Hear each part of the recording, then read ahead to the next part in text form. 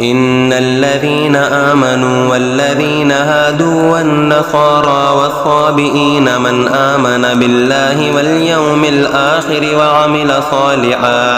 وعمل صالحا فلهم أجرهم عند ربهم ولا خوف عليهم ولا هم يحزنون. وإذ أخذنا ميثاقكم ورفعنا فوقكم الطور خذوا ما آتيناكم بقوة واذكروا ما فيه لعلكم تتقون ثم توليتم من بعد ذلك فلولا فضل الله عليكم ورحمته لكنتم من الخاسرين. ولقد علمتم الذين اعتدوا منكم في السبت فقلنا لهم كونوا قردة خاسئين فجعلناها نكالا لما بين يديها وما خلفها وموعظة للمتقين. وإذ قال موسى لقومه إن الله يأمركم أن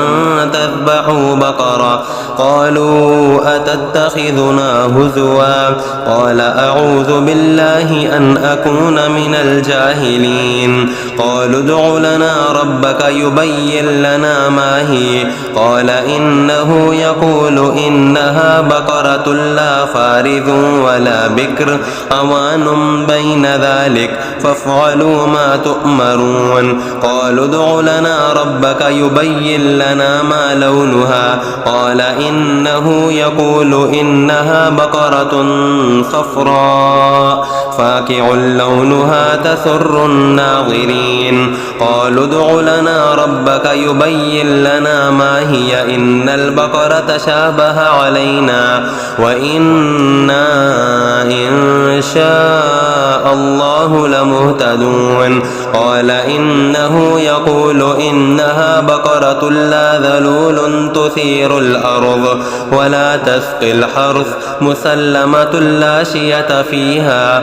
قالوا الآن جئت بالحق فذبحوها وما كادوا يفعلون.